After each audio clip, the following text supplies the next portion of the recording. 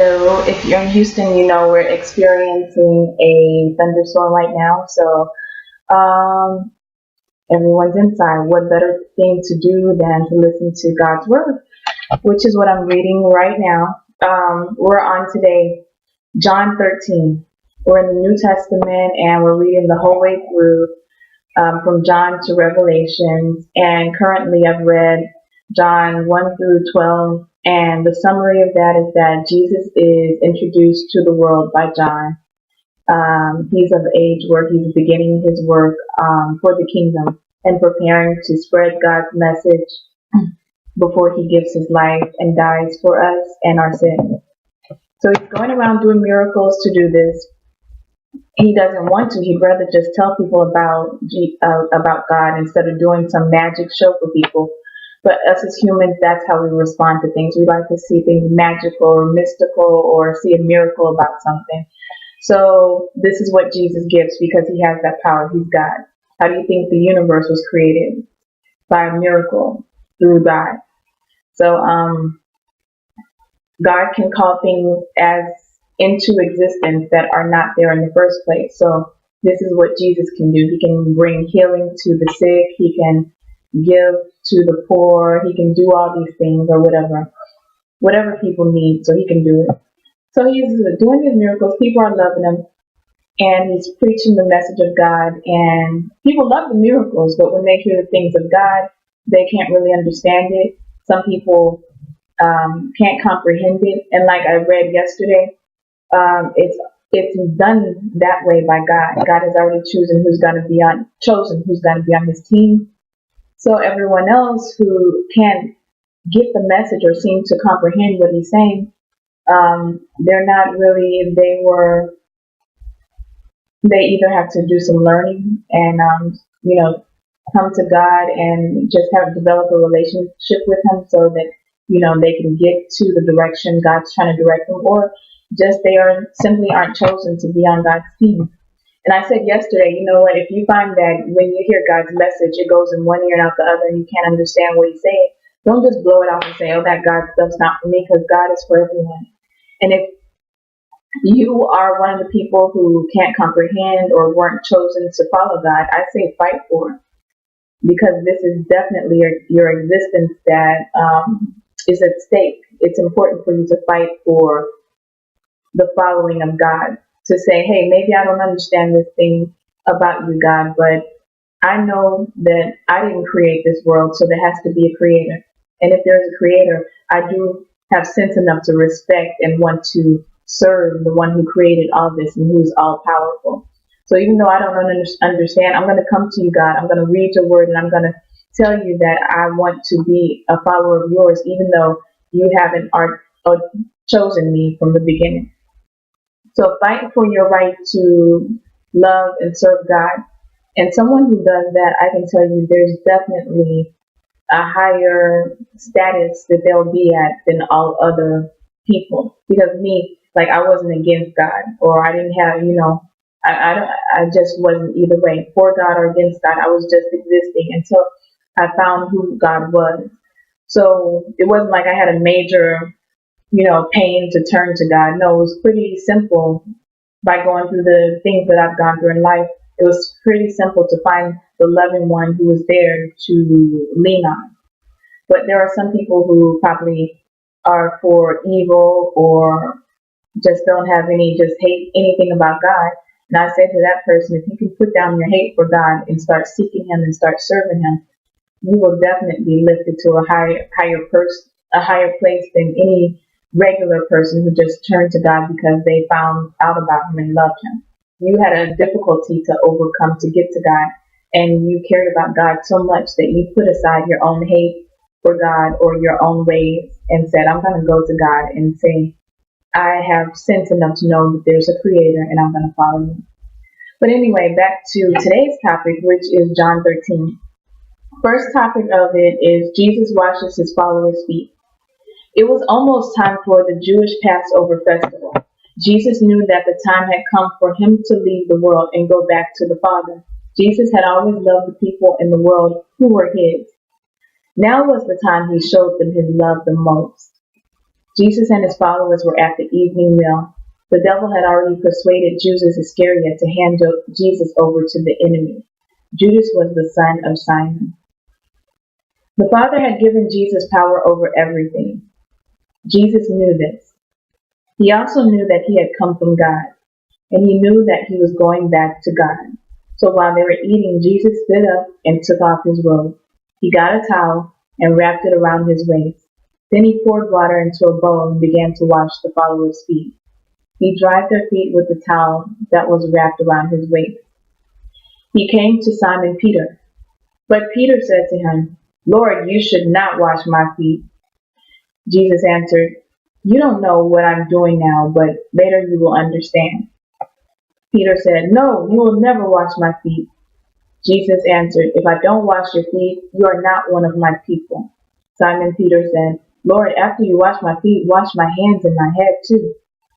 Jesus said, "After a person has a bath, his whole body is clean. He needs only to wash his feet, and you are clean, but not all of you." Jesus knew who would hand him over to his enemies. That is why he said, "Not all of you are clean," because Judas was the one who's going to turn him in. When Jesus finished washing their feet, he put on his clothes and went back to the table. He asked, "Do you understand what I did for you? You call me teacher, and you call me Lord. And this is right because that is what I am. I am your Lord and teacher, but I washed your feet. So you should also wash, so you also should wash each other's feet. I did this as an example for you. So you should serve each other just as I served you. Believe me, servants are not greater than their master. Those who are sent to do something are not greater than the one who sent them. If you know these things, great blessings will be yours if you do them." I am not talking about all of you. I know the people I have chosen, but what the scriptures say must happen. The man who shared my food has turned against me. I am telling you this now before it happens. Then when it happens, you will believe that I am. And if you remember from a few days ago, I was reading where he said this before, where he said, "I am." And that flashes us back to the Old Testament when God said that. Someone asked God, I believe it was Moses, "Who am I talking to? What's your name?" And all that God told him was, "I am that I am." So a lot of times in this Bible, Jesus keeps saying, "I am," because he's trying to say, "I am God." So he says, "I'm telling you this now before it happens. Then when it happens, you will believe I am. I assure you, whoever accepts the person I send also accepts me. And whoever accepts me also accepts the one who sent me." So Jesus knows it's time for him to, let's see. Jesus knows that it's time for him to give his life. So he's having this dinner. He knows it's almost time. And I believe this is the supper. Of course, this is everyone knows this as the Last Supper, where, that you always see that painting where they have this table spread out with lots of food and there's like 12 men in it and Jesus is sitting in the middle of the table. This is what's happening here. He's at the table and he knows Judas, one of the 12 disciples, is about to run out and betray him and turn him over to the guards. So while he's there, he's just thinking about, I'm about to die and I'm going to leave all my friends behind. They were precious to him. And I guess Jesus did wash their feet for two reasons. One, to show them, I'm your master, but unless I can do things like this, I'm no good master. Because if you're a king and you have a peasant, or what they call peasant or whatever. Peasant is supposed to do stuff for you. You don't do stuff for peasant. So Jesus made it beautiful when he is the leader and he bows himself down to wash their feet and do something that people would probably call, horrific or something. I don't want to wash your feet. For what? You go wash your own feet. But back in that time, they wore sandals all the time and it was sandy or whatever. Maybe they walked barefoot. But that would be the muddy part of them, where they would have to take off their sandals or whatever, wash their feet whenever they walked into a house or something. But anyway, Jesus lowers himself and humbles himself. That's the better word. Humbles himself and washes their feet, showing that I am your master, but I have compassion and love for you. This is no kind of slavery. You're not slaves to me. I call you friends. He says that somewhere else in the Bible. I call you friends. He says that, a leader tells people what to do, when to do it, how to do it. But I'm your leader, but I'm also your friend, and I love you with high love. So that's what he's doing. And he's washing his disciples' feet, and he comes to Peter, and he's like, don't do it. You're too holy. You're too mighty. Why would you wash my feet? And he said, let me do this. If you don't let me do it, then you won't have any part, you know, in my kingdom. And he's like, okay, well, you can wash my feet, my hand, my whole body if you want to. And Jesus was like, no, just your feet. That's enough. So maybe also, because maybe also in the washing of his feet, he gave him some kind of blessing or something like that too. So who knows? Skipping on to the next subject, it says, Jesus tells who will turn against him. After Jesus said these things, he felt very troubled. He said openly, believe me when I say that one of you will hand me over to my enemies. His followers all looked at each other. They did not understand who Jesus was talking about. One of the followers was next to Jesus and was leaning close to him. This was the one Jesus loved very much. Simon Peter made signs to his followers to ask Jesus who he was talking about. That follower leaned closer to Jesus and asked, Lord, who is it? Jesus answered him, I will dip this bread into the dish.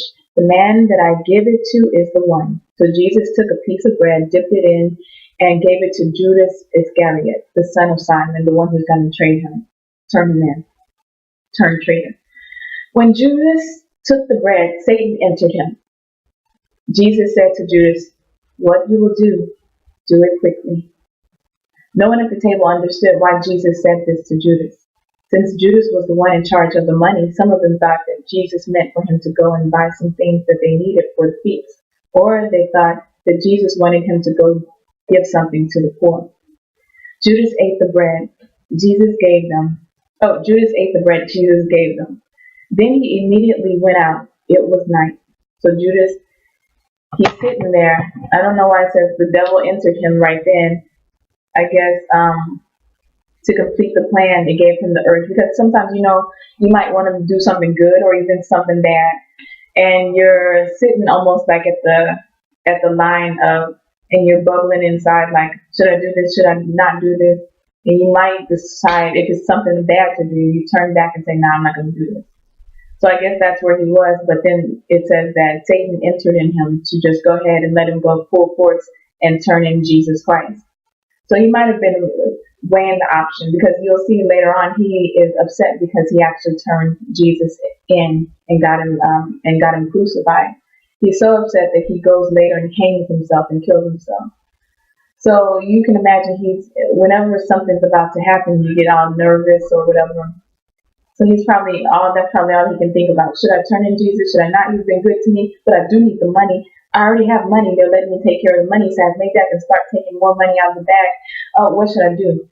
Then Jesus, the whole table didn't know exactly what Jesus was talking about. And they're like, who's going to betray you, God? Jesus. And he's like, the one I dipped my hand in with this bread, that's the one who's going to betray me. So he dips the bread, he gives it to Judas, and then he says, go ahead and do what you're going to do. So at that moment, he gave Judas the bread. Satan entered him and made the plot solid in his mind, where he says, oh, no other option. I got to get this money. I'm going to go turn in Jesus Christ. So he's feeling embarrassed, because he knows Jesus is the Son of God. He knows that Jesus has been doing miraculous things and telling people about themselves that nobody else knew. So he's sitting at the table embarrassed, like, oh my gosh, he knows that I'm going to be the one who's going to betray him. He knows what I'm up to. So of course he splits out the door and runs. And he tries to tell the guards to come where Jesus is at.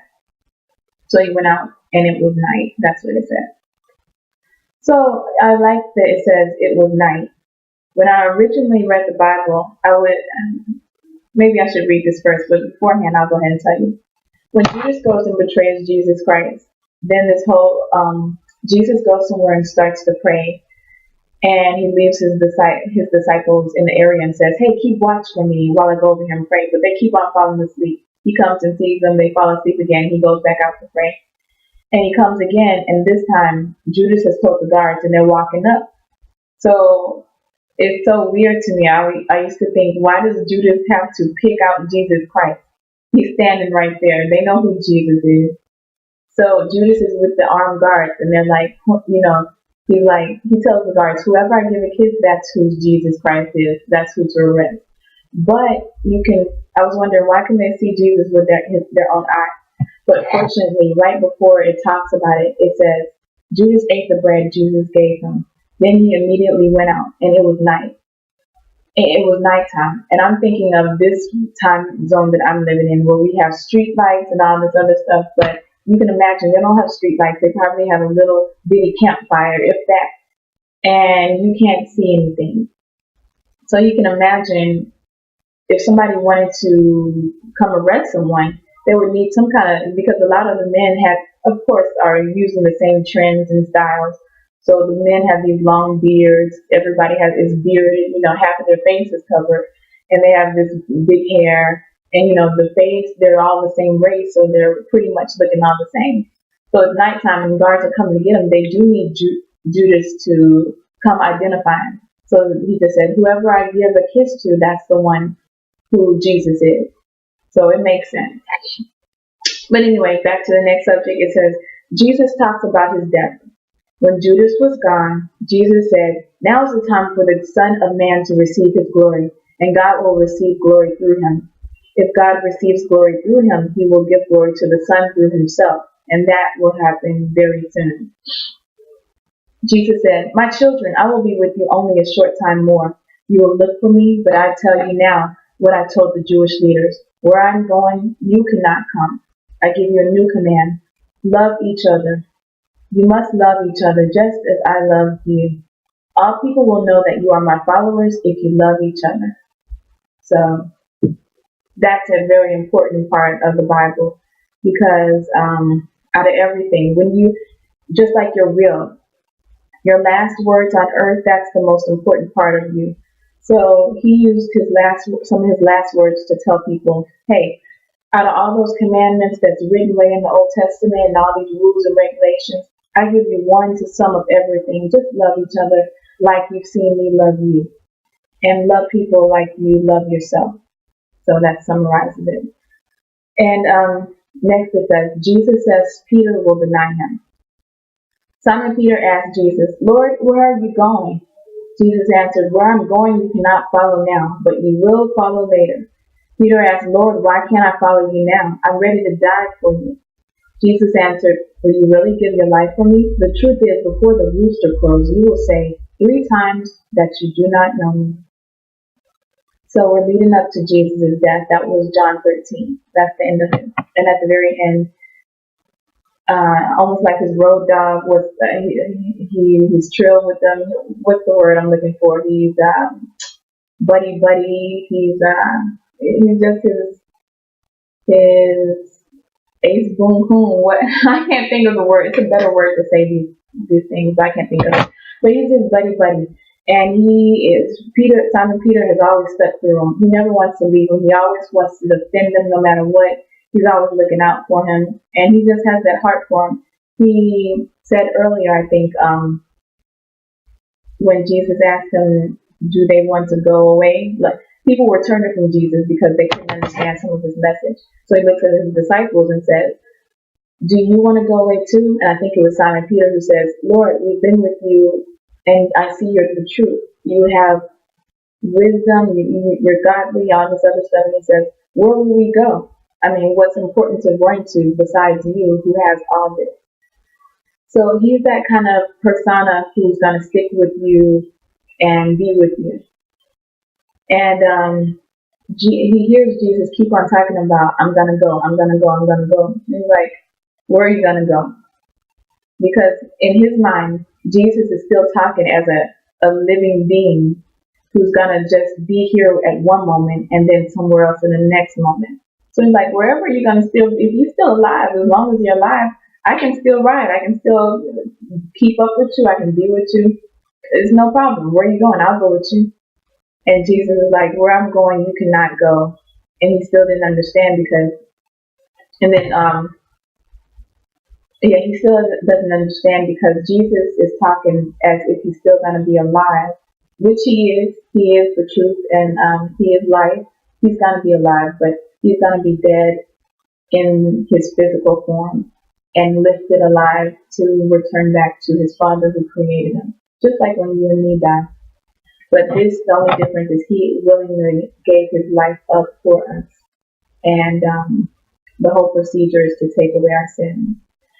Okay, so that is it. That's a summary of it. Nothing more to touch on. He's probably within tomorrow or the next day, you're going to see and hear about the crucifixion. Um, so, our Father who art in heaven, holy is your name. Your kingdom will come. Your will be done on this earth as it is in heaven. Give us this day our daily bread. Forgive us our debts as we forgive those who have debts against us. And lead us not into temptation, but deliver us from evil, because it's yours, that's the kingdom and power and glory forever and ever. And that is Lord's Prayer.